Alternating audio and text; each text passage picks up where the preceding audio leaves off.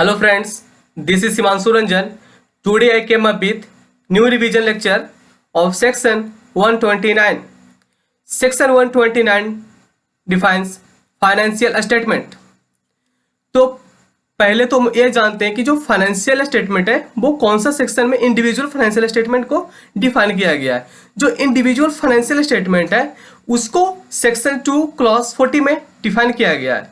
जैसे कि financial statement में कौन कौन सा चीज आता है।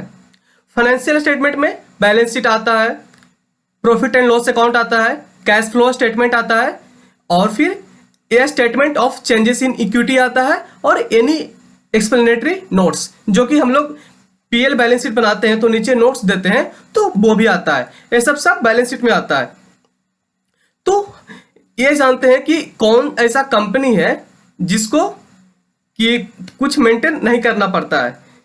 जैसे कि ये सब जो फाइनेंशियल स्टेटमेंट है वो मेंटेन नहीं करना पड़ता, जैसे कि इंश्योरेंस कंपनी हो गया, बैंकिंग कंपनी हो गया, इलेक्ट्रिसिटी कंपनी हो गया। तो इन लोग को फाइनेंशियल स्टेटमेंट मेंटेन करना कंपलसरी नहीं होता है, क्योंकि इन लोग का खुद का एक्ट है। जैसे कि इंश्योरेंस कंपनी का इसका खुद का एक्ट है, इंश्योरेंस एक्ट 1938, और जो बैंकिंग कंपनी है इसका भी खुद का एक्ट है, बैंकिंग रेगुलेशन एक्ट 1949, और ये जो इलेक्ट्रिसिटी कंपनी है इसका भी खुद का एक्ट है, इलेक्ट्रिसिटी एक्ट 2003। सो गवर्नमेंट ने इन लोग के लिए कंपलसरी नहीं किया है, क्योंकि इन लोग का खुद का एक्ट है। तो इन लोग खुद के एक्ट को फॉलो करके इन लोग खुद फाइनेंशियल स्टेटमेंट बनाते हैं, प्रॉफिट एंड लॉस अकाउंट बनाते हैं और बैलेंस शीट। इन लोग अपना एक्ट फॉलो करते हैं। सो इन लोग को कंपलसरी नहीं किया है, और इन लोग को छोड़ करके जो भी कंपनी है सबको PL balance sheet, cash flow statement and notes to accounts और statement of changes in equity बनाना पड़ता है।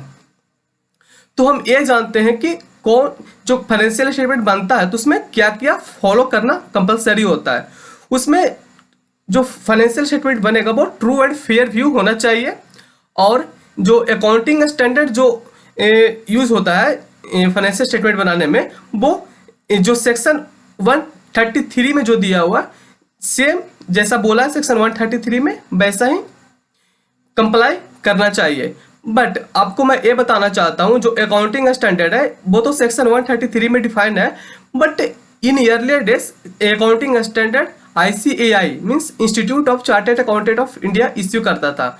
बट अब ऐसा नहीं है, अब है कि NFRA, national financial regulatory authority, NFRA issue करता है। बट इश्यू करने के पहले अकाउंटिंग स्टैंडर्ड वो पहले ICAI means institute of chartered accountant से एक बार जाकर पूछ लेगा, कंसल्ट कर लेगा, उसके बाद ही इश्यू करेगा।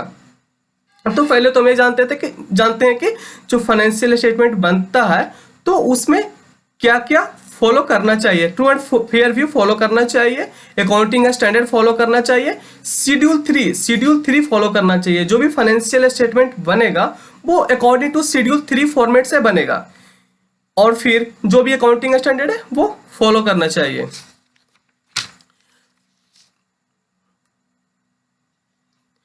तो फिर हम लोग ये जानते हैं कि जो फाइनेंशियल स्टेटमेंट होता है वो एनुअल जनरल मीटिंग में प्रेजेंट करवाना जरूरी है या नहीं है। तो हाँ, जो फाइनेंशियल स्टेटमेंट है उसको एनुअल जनरल मीटिंग में प्रेजेंट करवाना कंपलसरी होता है।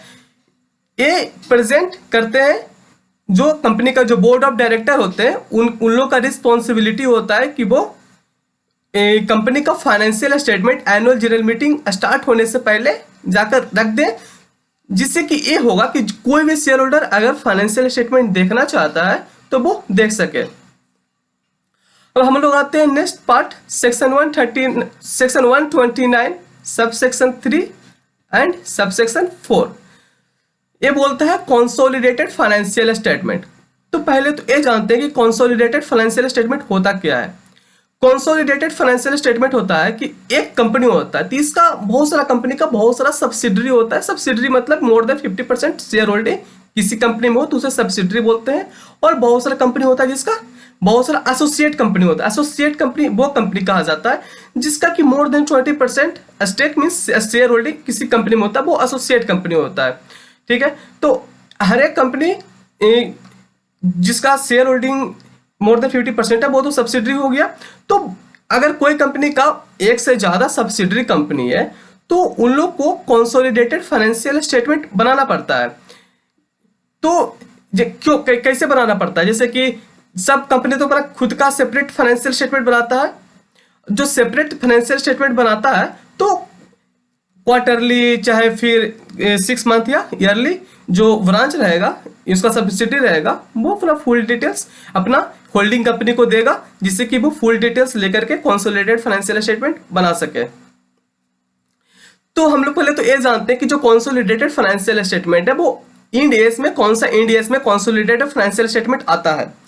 Consolidated financial statement as per Ind AS 110 में आता है, और ये जो सेपरेट फाइनेंशियल स्टेटमेंट है वो इंड एस 27 में आता है, जो कि नया इंड एस वगैरह है ना, मैं उसी का बारे में बात कर रहा हूं। तो वो तो अकाउंट्स का पार्ट था, हम लोग यहाँ पे लॉ पढ़ रहे हैं। तो हर एक कंपनी को कंसोलिडेटेड फाइनेंशियल स्टेटमेंट भी बनाना पड़ेगा जिसका कि मोर देन वन सब्सिडरी रहेगा।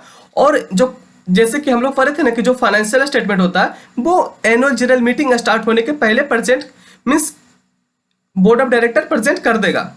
उसी तरह से कंसोलिडेटेड फाइनेंशियल स्टेटमेंट को भी एनुअल जनरल मीटिंग स्टार्ट होने के पहले मीटिंग स्टार्ट होने के पहले board of director consolidated financial statement को भी सेम इसी तरह से जाकर रख देगा।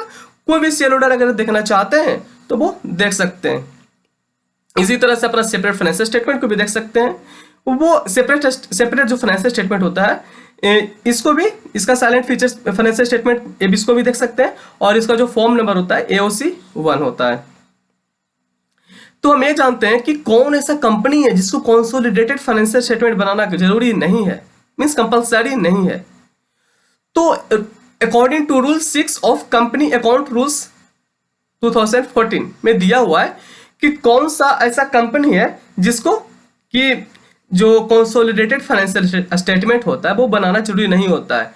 जैसे कि कोई ऐसा कंपनी है जिसका कोई कंपनी है जो कि 100% शेयर होल्डिंग किसी कंपनी में कर रहा है, जैसे कि ए लिमिटेड है, वो बी लिमिटेड का 100% शेयर होल्डिंग ए लिमिटेड का है, ए लिमिटेड के पास है।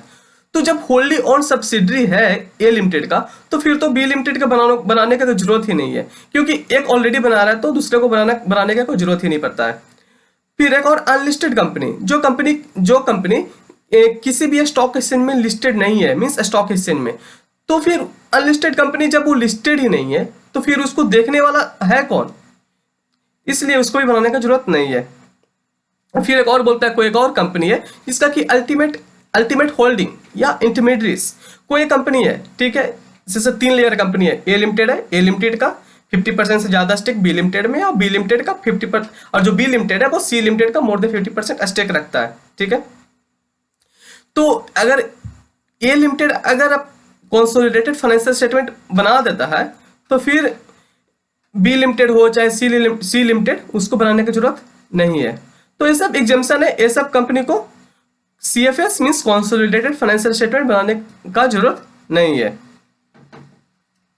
अब हम लोग ये जानते हैं डेविएशन फ्रॉम अकाउंटिंग स्टैंडर्ड।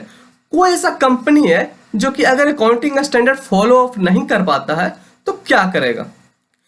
अगर कोई कंपनी अकाउंटिंग स्टैंडर्ड कंप्लाई नहीं किया तो वो डिस्क्लोजर देगा इन फाइनेंशियल स्टेटमेंट में। ये भी बताएगा the deviation from the accounting standard, deviation कैसे हुआ, और रीजन बताएगा कि हम रीजन मतलब कि डिविएशन कैसे हुआ, और deviation of the accounting standard, और क्या डिविएशन हुआ ये बताएगा। अब एग्जाम्पशन, कौन सा ऐसा कंपनी है जिसको एग्जाम्पशन दिया गया है for the preparing of financial statement. बहुत सारा ऐसा कंपनी होता है जिसको अगर सेंट्रल गवर्नमेंट चाहे कि इसको बनाने की जरूरत नहीं है, क्योंकि बहुत सारा रूल्स रेगुलेशन फॉलो अप करना पड़ता है, तो सेंट्रल गवर्नमेंट अगर चाहे तो कोई कंपनी को एग्जाम्पशन दे सकता है। अब हम लोग इस सेक्शन का सेक्शन 129 का लास्ट पोर्शन में आते हैं, वो है कॉन्ट्रीवेंशन या पेनल्टी। कोई अगर पर्सन कोई कॉन्ट्रीवेंशन करता है, जैसे कि MD हो गया, whole time director in charge of finance हो गया, चीफ फाइनेंशियल ऑफिसर हो गया, क्योंकि इन लोग का ही रिस्पॉन्सिबिलिटी होता है बनाने का financial statement.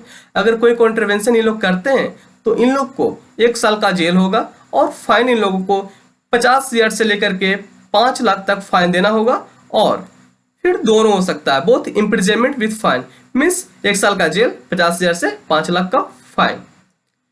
So friends, section 129 is completed. If you like my lecture, then like it and share with your friends, and please subscribe my channel. So thank you.